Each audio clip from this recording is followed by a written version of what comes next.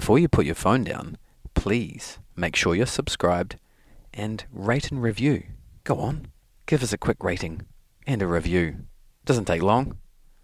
Also, today's guest has his own podcast. His name's Thiermann. So go ahead and look up his podcast while you got your phone there. Kyle Thiermann,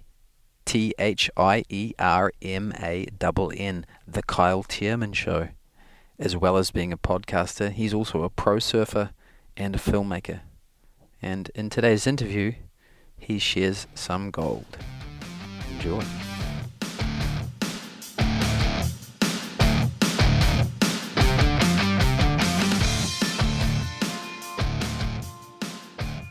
So why single fins?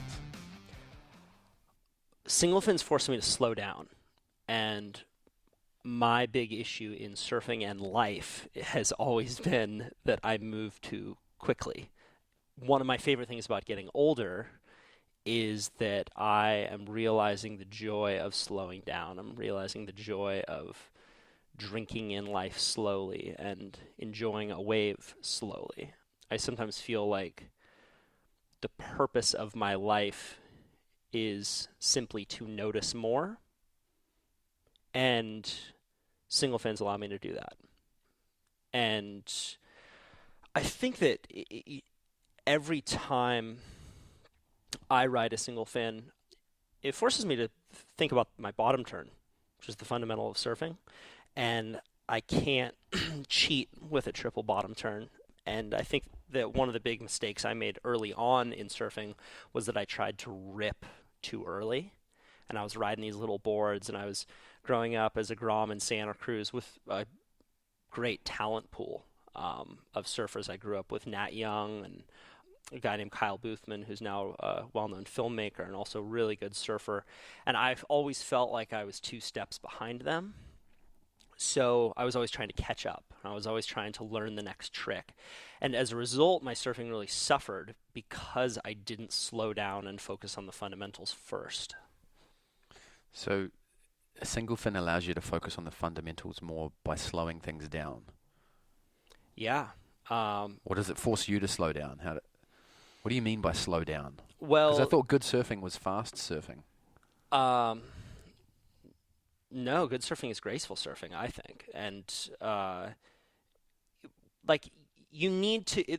surfing is a sport where you are pushing against the wave and the wave is pushing back. And depending on the craft that you're using, you're going to be able to push with different pressure and different angles. So the single fin forces me to push and think about where I am positioned on the wave to generate speed more than gyrating, which you can do on a thruster. And it's just fun. It's groovy. I feel cool when I ride a single fin. Yeah. Yeah. Tuck that back knee in. Just go straight. I'll go on a wave. I won't even do a turn. I'll just go straight the whole way. My friend will be like, "What'd you do on that wave?" I'm like, "Nothing. It was the best wave ever." Interesting. So if it sounds like for you the progression in surfing is noticing more of what's happening when you're surfing? Yeah. Yeah, it's noticing more about what's happening and noticing more about myself. I think that surfing is this great mirror for myself. It shows me where I'm doing good in life. It shows me where I'm doing bad. Surfing big waves is a huge mirror for myself. I mean, there's no faking it when you get pulled down by a big wave. Either you're going to be able to stay composed in that situation or you're not. And I really love those kinds of moments. And it doesn't need to be a big wave that allows for a huge amount of reflection to happen. But anything where any kind of newness, I would liken surfing different kinds of boards with traveling, because it gets you out of your comfort zone. All of a sudden you're seeing a new street halfway around the world and you're realizing, oh, this isn't my street. It forces me to constantly think and keep my mind going, and it's one of the best parts of life.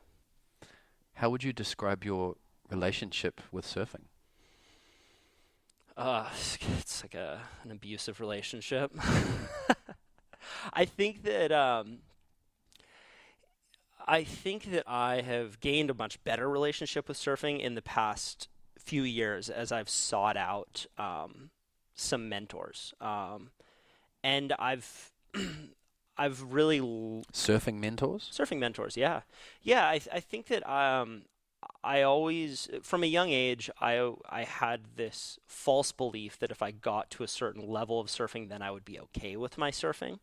Like, oh, once I learn air reverses, then I'll be okay. Oh, once I learn how to do a really good cutback, then I'll be okay. But it was largely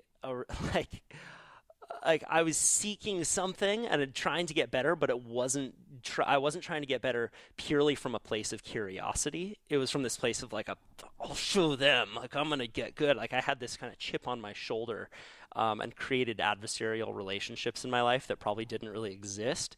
And as a result, I'd be really hard on myself. Like I remember being like 14, 15 years old, like losing in an NSSA contest and just feeling like it was the end of the world. Like my sense of self was shattered as a result. And I look back at that and I laugh at those situations now. But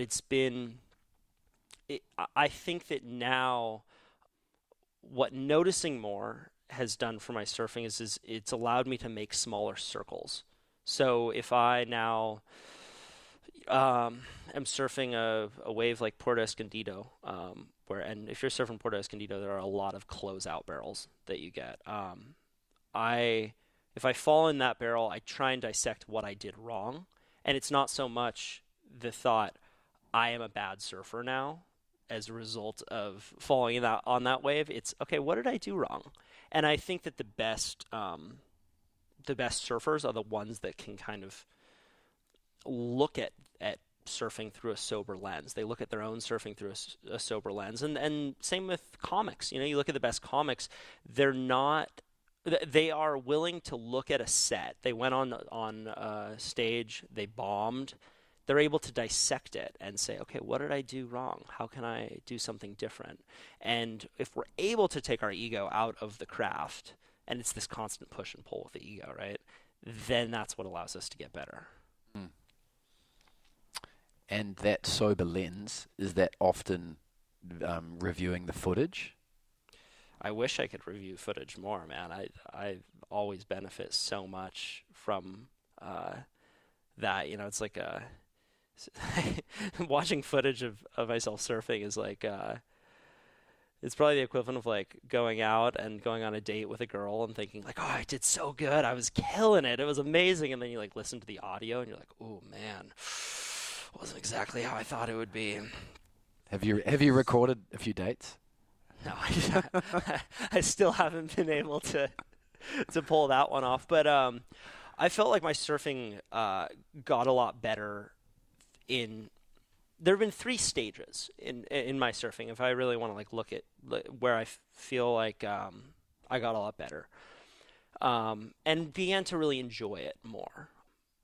The first was when I started taking trips with a good friend of mine named Kyle Boothman. He's an incredible tube rider, and we spend a lot of time down in Mexico surfing beach breaks.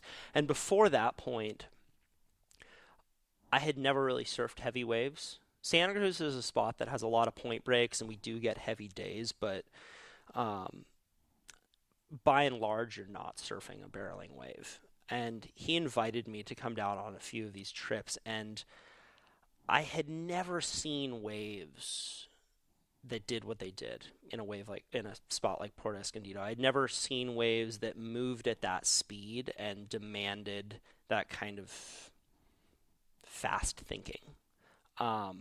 And we brought a filmer down there with us on those first trips, and I noticed that a big mistake I was making early on was I would drop in straight to the waves, and then I would bottom turn to try and pull up into the barrel, and the wave would have passed me by. So after reviewing days and days of footage and dropping into waves, not even making it into the barrel, I figured out, okay, to surf these kinds of waves, I need to get on a rail and really push it from the second that I drop in the wave. I need to be getting to the shoulder. And I also really need to be noticing the waves more. I need to be reading the waves, and if there's any kind of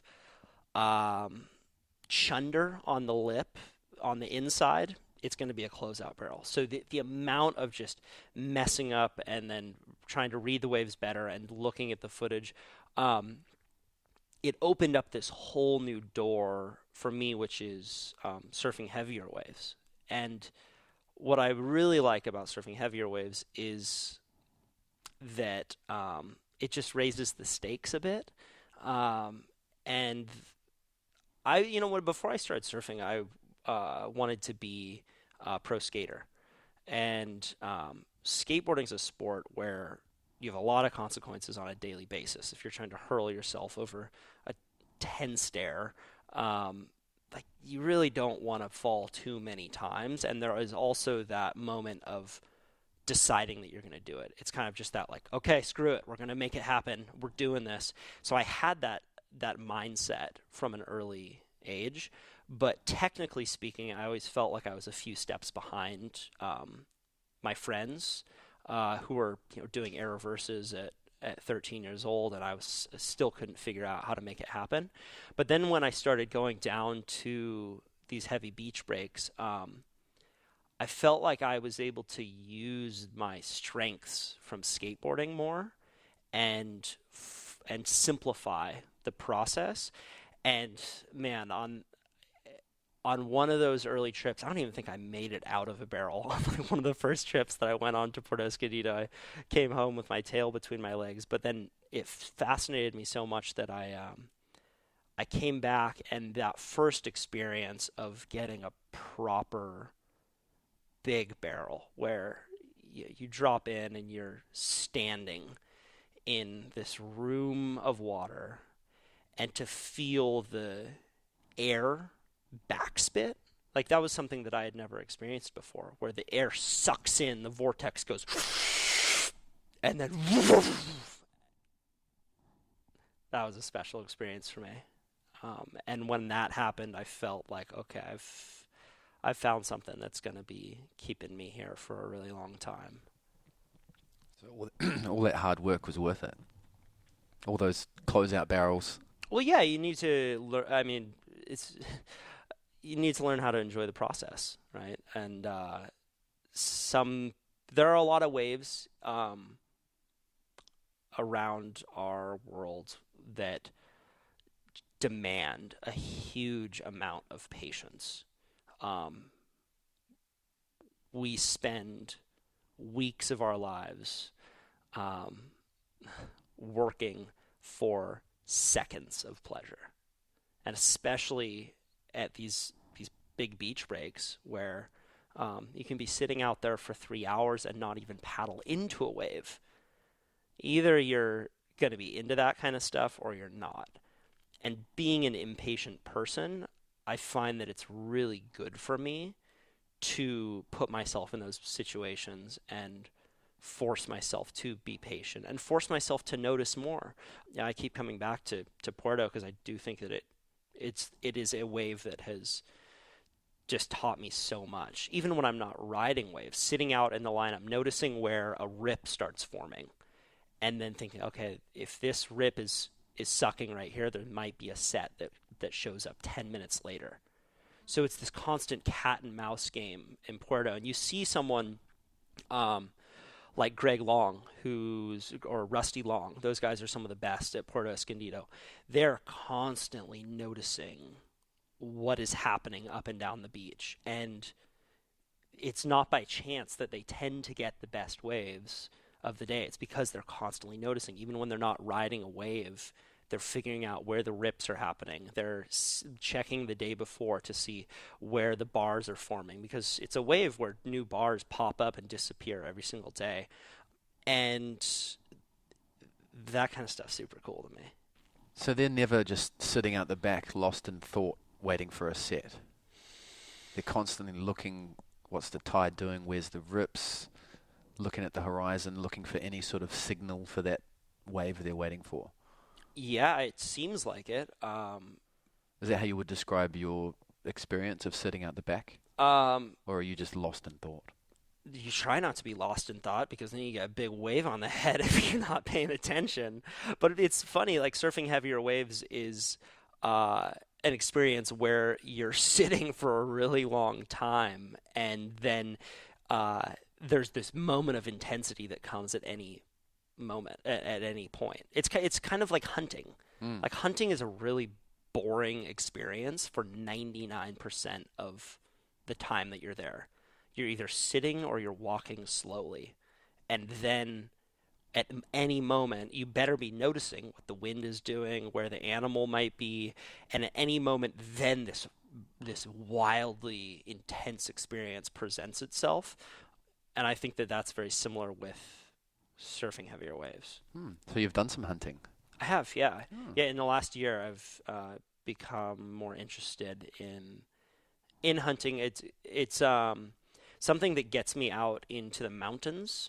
In California, we have beautiful mountains, and I never had there was never any impetus for me to go spend time in the mountains. I was always a beach kid, and just in this last year, I had some friends who were getting into bow hunting, and doing my podcast, I've had a few hunters on, and I really enjoyed the experience of getting out there. And again, it forces me to notice more in a way that I wouldn't if I was just going on a hike. You need to be very quiet when you're hunting. You want to step with your feet in a flat fashion, and you want to constantly be paying attention to what the wind is doing because a lot of the animals that I hunt can smell a lot better than they can see.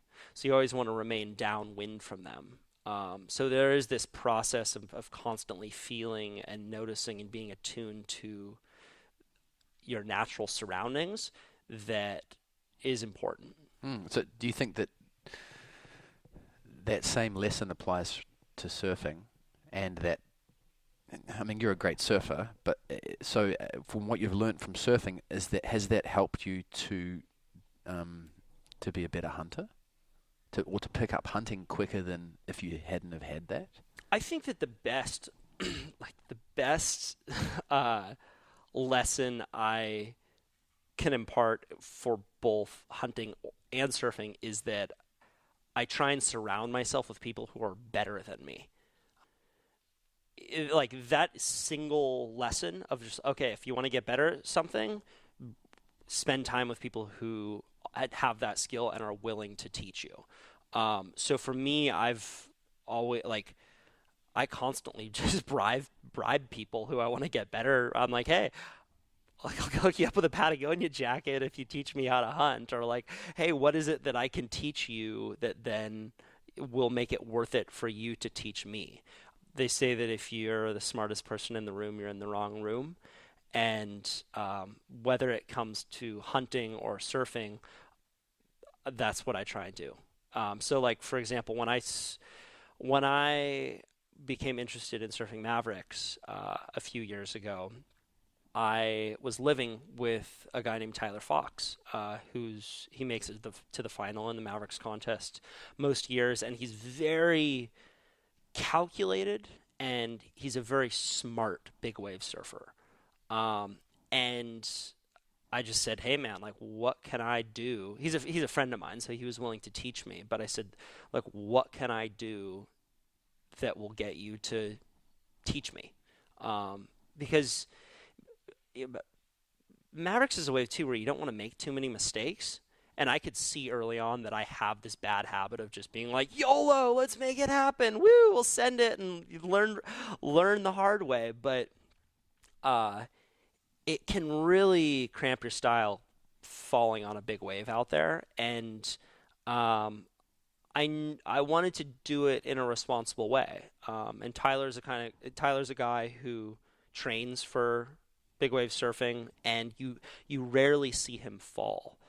He's a guy who rides 9-foot boards out at Mavericks. He rides some of the smallest boards out there, and he actually surfs the wave. If you see Tyler drop into a wave, he's usually in a very critical spot, and he rides the wave the way it's supposed to be ridden.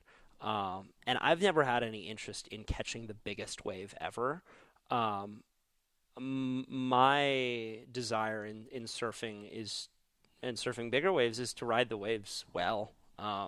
And usually I don't do that, but it it really does help. It has helped to have him serve as kind of a mentor for me, and learning how to say no. Like that's part of it, man. Like I said, the surfing is this constant mirror for me in my life where I'm pushing myself and then I'm learning about myself.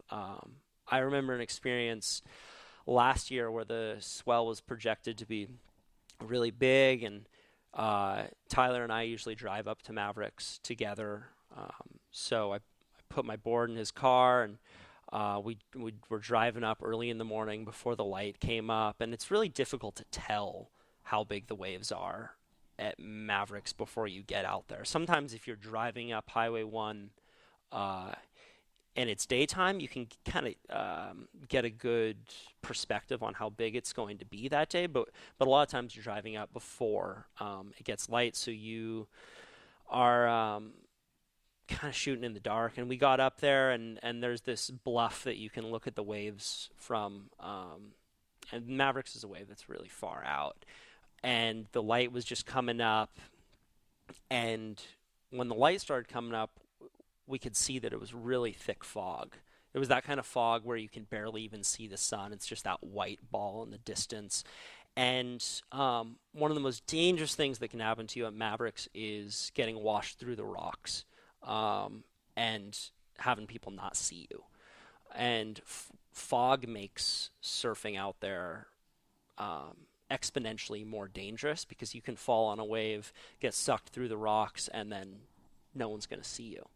And I really wanted to surf. There hadn't been a day of surfing big waves in a long time.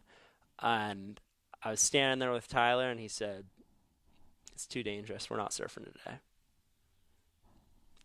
And I said, "Okay." And we turned around, and we went home.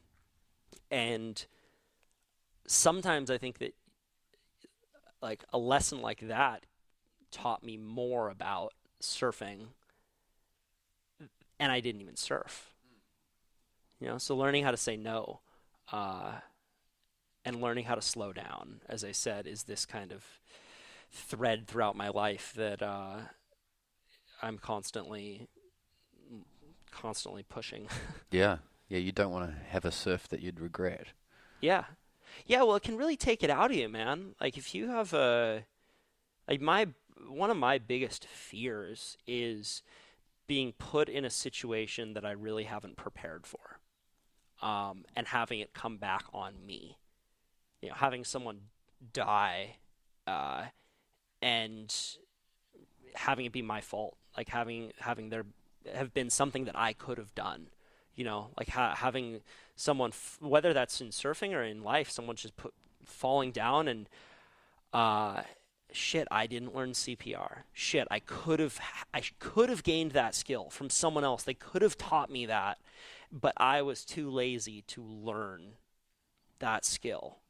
So for me at this point, the reason that I love podcasting so much is I get to sit down with people who would never make time otherwise, and I get to ask them questions, and they impart knowledge that can be really useful.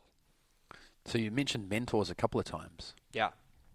And you obviously mentioned your big wave mentor, or one of them. Do you have any small wave or normal everyday surfing mentors? Absolutely. Tyler Fox is someone who also is a really good small wave surfer. He was in the top 100 on the QS and was right there for a while to be able to make it on the world tour. So he teaches me a lot in surfing small waves as well. And yeah, it ebbs and flows. I feel like sometimes in my surfing, I'm just maintaining and just going out more for my own sanity than I am really pushing and progressing. And I find that the times when I really am pushing myself tend to be on surf trips where I'm surfing a new wave. And I'm needing to, as I said, like traveling, you constantly needing to figure out what, if you're surfing a new wave, it can't just be routine anymore. So I find that whenever I travel, um, I get better at surfing and really hone in on the craft more. And it, it probably sounds really simple or overly simple to say, but like a lot of what I focus on is going back to the basics again and again. Focusing on my bottom turn, focusing on my wave selection. Um, if I can keep those two things in my mind, then I'm probably going to have a better session. Um, Slowing down. So when you go on a trip and you learn to surf a new wave, you come back to your home break and surfing's easier? Oh my God, my home break sucks. Damn, I don't even want to surf. No. Um, yeah, right. When we focus deeply on any skill, we're going to get better at it. It's like the difference between getting a Spanish tutor once a week and immersing yourself in Nicaragua and living with a family for a month and not speaking any English. You're going to get a lot better when you immerse yourself in that skill. And I've found that, like, for me, if I want to learn a skill quickly, it's better for me to immerse myself in it for 2 weeks than it is to have this kind of topical learning method. Um, yeah, so that's it. So it ebbs and flows. And in Santa Cruz, we have pretty darn good waves in the wintertime, so I tend to focus on my surfing more then, uh, and I take trips whenever possible.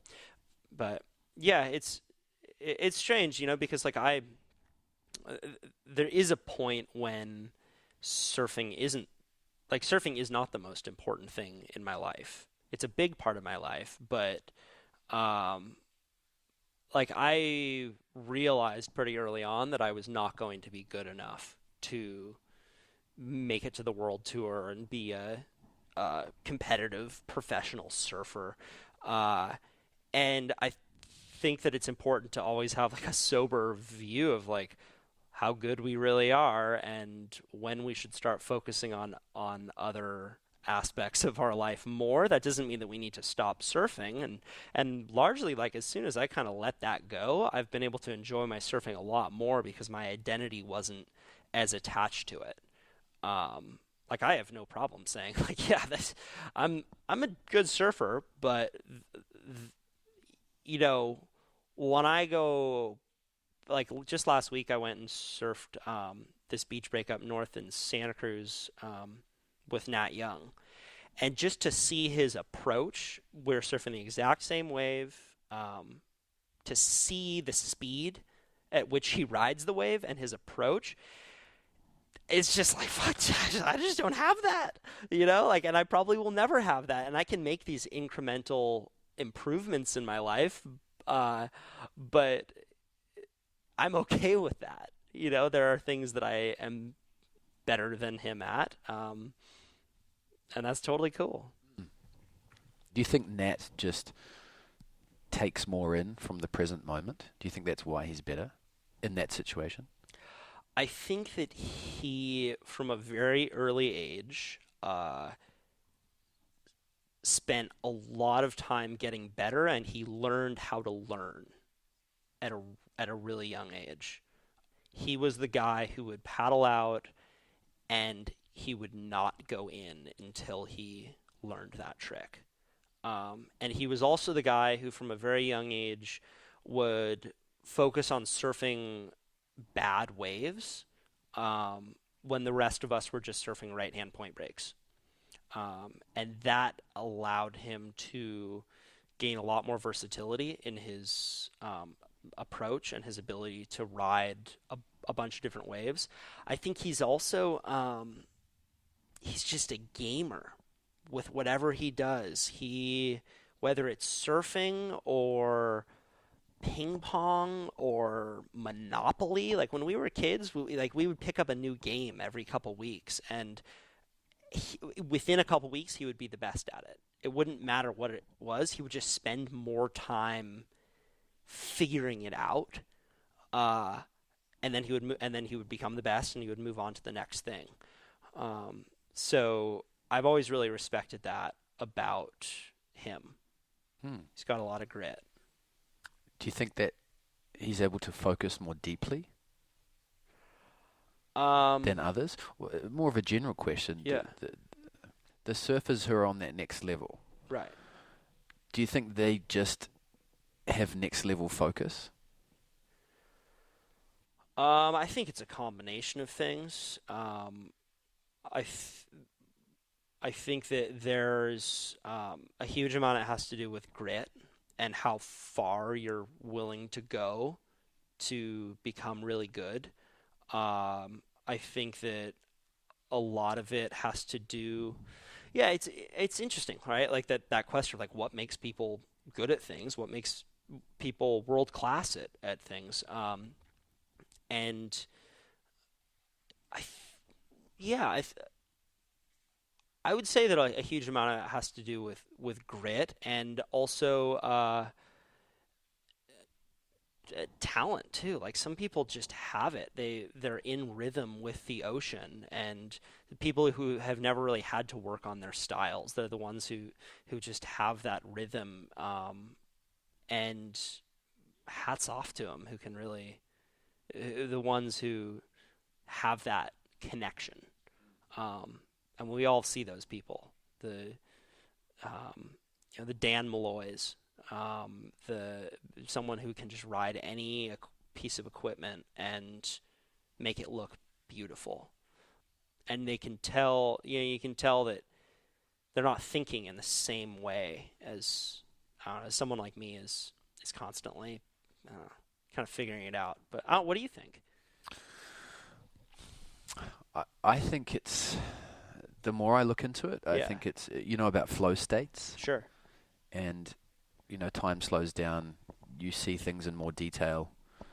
I think all athletes have the ability, the better the athlete, the better the ability to go deeper into flow states where time slows down even more, where they notice more. We've all heard Kelly Slater in a post-heat interview. He describes things that we can't even see when we're watching the slow motion replay. Right. He saw some warble in the wave that you can't even see it on the replay. Or I've heard him describe that he didn't like a photo of his because of the way his little finger was held through a turn. So he was working on what he was doing with his hands through a turn. Like the level of detail and awareness is just so much more intense and focused.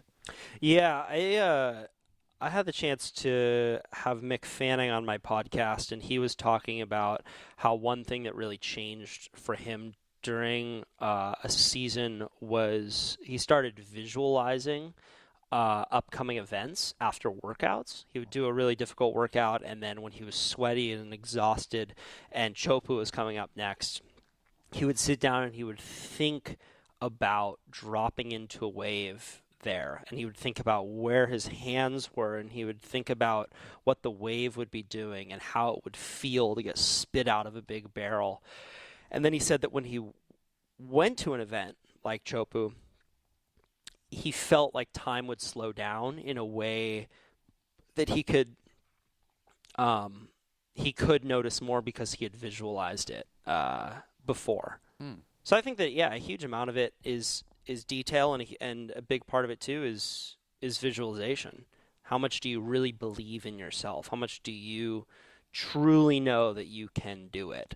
And that ebbs and flows with every athlete. It's rare that a professional surfer doesn't at least have a year where they bobble and then get it back. But I think that a lot of that has to do with confidence and belief. And when we can engineer states through visualization, that tends to really help. Because your body doesn't know the difference. If you're really thinking about dropping into that wave and pulling into the barrel exactly the way you want to, when you go out and do it, your body thinks, oh, I've been here before. Mm. Yeah, and that relaxes the brain, and then flow states flow. Yeah.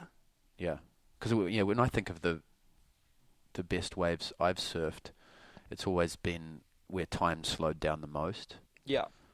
And I've had that confirmed through footage. I've seen footage of, wow, it felt like I was surfing so fast and it looked horrible. And then I think, well, that wave felt slow, but it looked better. But I was more detailed and time was slowed down for me. I saw more. And there's one big thing that I learned from Tom Carroll interviewing him is he said, you've got to look for the details. We were talking about surfing small waves. I was like, because I saw him, he's in his 50s and we went surfing and he was just doing roundhouse cutbacks on these little knee-high waves, and I couldn't even catch the waves, and it just blew my mind. And I thought, how? And he said it's the details. He's looking at what the wind chop's doing, what the secondary swell's doing, what the backwash is doing. Just he's so focused on the now. Yeah. Essentially. Yeah. Well, they say that if you learn how to surf a small wave, then you can surf a big wave, but not vice versa. And that's probably because there's so much detail that is put in that happens when you're surfing a 2-foot slop. You're really looking for those little energy pockets because the wave's not pushing you along with this infinite amount of energy, where you can surf a big wave and like wherever you put yourself, the wave's going to continue to push you along. But there is that kind of detail in noticing how to surf a small wave, and sure are hard. Yeah. God, I'm always just so impressed with people who can go at that speed. I think that that's the difference between a good surfer and a great surfer. Like you don't really see it when you're looking at the replays, or when you're looking on TV at the events, because all of the surfers are surfing so fast. You don't have anything to compare it to. Yeah. But man, if you're out surfing your home break and Mick Fanning paddles out, whoo-wee, that guy's going at a different speed than everyone else. Yeah. It's amazing. Especially when the waves are tiny and everyone's struggling to catch the waves on their fat boards, and a pro comes out on this little paper thin wafer and just tears it apart. It's amazing. Yeah. They make surfing look like it can be so much more fun. Right. And that's what drives me to get better. Like, I'm not a competitor, and most of the listeners aren't. And, right. They just want to get better at surfing the bad waves they surf every day, and to get better so that they can go to Uluwatu, or so they can go and surf Cloud Break. Right. They want to get better so they can create those opportunities to surf these waves and maybe one day get a stand-up barrel. Yeah, I think that one key to happiness is setting short-term goals for yourself and achieving them. Mm. It allows us to break life down into daily chunks, and it helps me to not get so overwhelmed. Right? I have this practice that I do every day where I think about 3 things that would make my day great in the morning. I write them down, and then in the evening I write down what are 3 great things that happened today, and what are 3 things I could have done better. And that simple practice allows me to make smaller circles in my life. And when it comes to surfing, I respect what you do, because you are helping people break it down, and it getting better doesn't seem so amorphous and big when you can point out the details for people. And I've started to do that with my surfing too. Before I paddle out now, I really set expectations for myself, and I will think, okay, today's going to be a good session if I catch 3 good waves, or today's going to be a good session if I get a barrel, or anything. I set different expectations based on the day. So they're realistic. Yeah. And I mean, my expectation for paddling out at a crowded wave point break in Santa Cruz is usually like, okay, I'm going to catch 3 waves, and then I'm going to go in. Whereas like Mavericks is a wave where I'm constantly needing to recalibrate my expectations because it can be really, it can not only be disappointing to set too high of expectations, but it can be really dangerous too. So like a wave like Mavericks, an expectation that I might set for myself is to focus on my breath the whole session. Like just something to make it that small that I have something to focus on. I heard a really good tennis player once say that they, when they feel overwhelmed and it's match point, they think about their feet. And I always really like that. Anything that we can do to make it smaller and more manageable can allow us to move through the experience with more grace. Yeah, bring it back to the body rather than lost in thought. Because if you're lost in thought, you lose your focus and you miss the wave or you get caught inside. Yeah. Don't want to be asleep at the wheel. Yeah. It's amazing how difficult it is to hold focus. It is. Gosh, we like our minds. You ever see that Simpsons episode where Marge is like, "Homer, are you even listening to me?" And then it goes inside Homer's brain, and it's this monkey with tambourines going. I sometimes feel like that in most of my life. I think we all do. I liked your hunting analogy before because I grew up hunting. Oh, you did? And that's one thing. Like you might go for a 4-hour walk, and as soon as you get lost in thought, that's when the animal runs in front of you, and it's gone. Yeah. And you learn that very quickly. Yeah. So you have to be always aware of the wind, how you're walking, what are you looking for. And it seems like hunting's like something so primal within us that it's, for me at least, it's easier to have that kind of hyper focus when I'm hunting because it seems it's more primal, I guess. Whereas surfing is so, I mean, it's just surfing really, isn't it? It's just catching some waves. Like hunting's primal in us. If we didn't get that animal, we couldn't feed our family. It's ingrained in our neurology.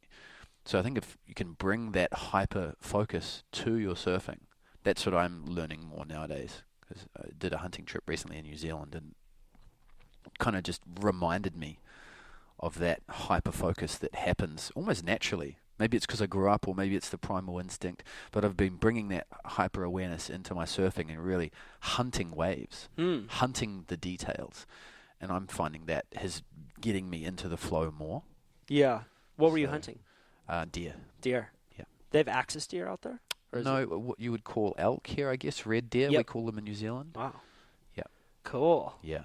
Yeah, I hear there's very good hunting and fishing out there as well. Mm-hmm. I have a friend named Justin Lee who's a Hawaiian spear fisherman. He took a trip out to New Zealand. He sent me this photo of this school of yellowtail circling around him, and he's about to take his drop.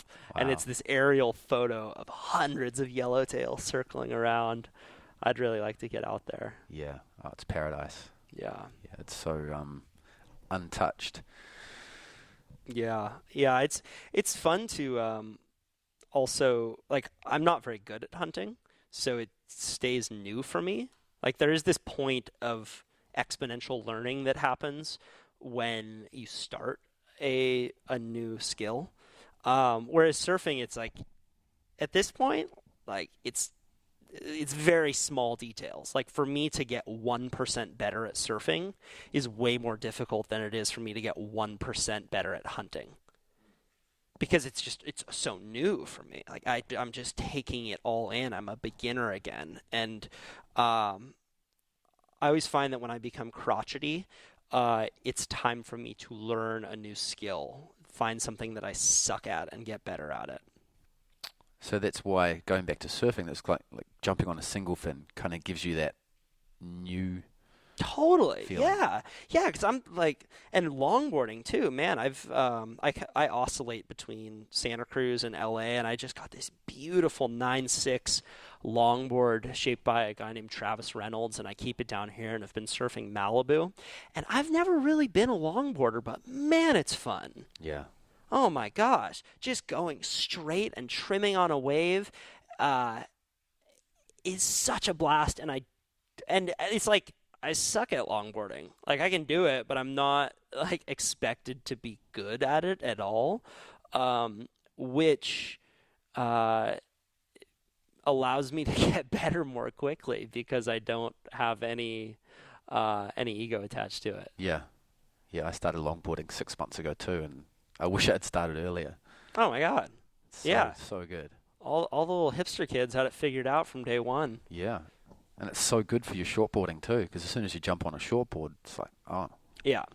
Well, it keeps it fun, right? Anytime, uh, like, think about like relationships in that way. Like, anytime you're in a relationship with someone and it becomes repetitive and you begin to take your partner for granted, you're in trouble. you'll hear about it. You'll hear about it. And if you really want to keep that relationship spicy, you're constantly doing new experiences together. You're saying new things. You're writing love letters. You're doing whatever you can to keep that newness and that romance alive. So whatever I can do to keep the romance in surfing alive, I will do. Yeah, I like that. Yeah, I think I mean, I've been a little bit guilty in the past of keeping it too scientific and too clinical. Yeah. Whereas you got to throw some creativity in there as well. Yeah. Like just get an old longboard, learn how to ride it. Yeah.